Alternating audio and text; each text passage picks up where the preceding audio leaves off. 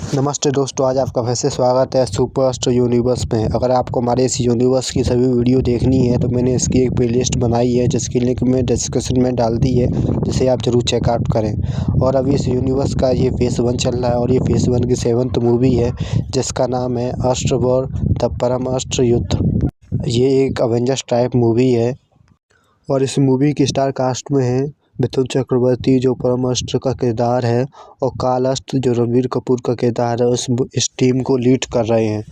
और अल्लू अर्जुन जो बाण अस्त्र हैं, गज अस्त्र जो सनी देओल का किरदार है, ऋतिक रोशन एज अग्नि अस्त्र, SRK एज लाइट अस्त्र। और इस मूवीज़ के विलन हैं निशोर, क्रोधर और असीरा।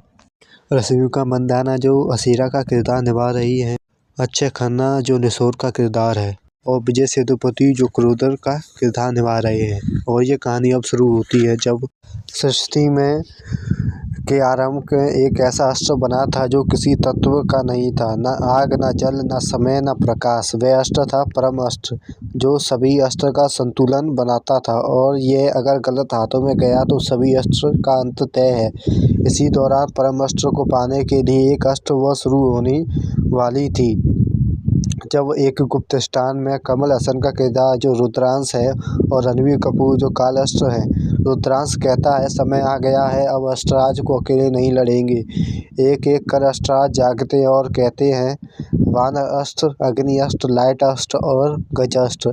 और अंत में एक रहस्यमयी ऊर्जा प्रकट होती है जो परम अस्त्र का किरदार मिथुन चक्रवर्ती निभा रहे हैं, जो अब तक संतुलन बनाए हुए थे लेकिन पहली बार युद्ध में उतरने वाला है। काल अस्त्र इस टीम को लीड्स करने वाले थे, अंधकार की चाल चलने वाली है।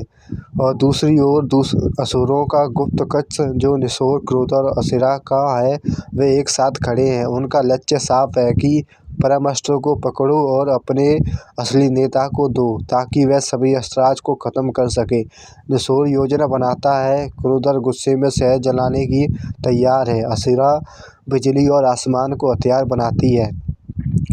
तभी अस्त्र वॉर शुरू होती है, एक प्राचीन भूमि जहां अस्त्रराज की ऊर्जा मिलती है। युद्ध शुरू होता है। बानर अस्त्र छलांग से निशोर पर वार करता है, अग्नि अस्त्र आग से असीरा को रोकता है, गाज अस्त्र जमीन को ही ढाल बनाता है, लाइट अस्त्र अंधेरा को काट देता है। लेकिन परम अस्त्र को छूते ही पूरा संतुलन बिगड़ने लगता है। काल अस्त्र समय को स्लो करता है लेकिन दुश्मन बहुत संगठित होते हैं। तभी विलन की रणनीति काम करने लगती है। निशोर परम अस्त्र को अलग कर देता है, क्रोधर का गुस्सा अस्त्रराज को कमजोर करता है, असीरा को बिजली समय को लहरों को तोड़ देती है। पहली बार काल अस्त्र घुटनों पर आ जाता है, लाइट अस्त्र चिल्लाता है और कहता है अगर आज हारे तो कई अस्त्रराज बचेंगे नहीं।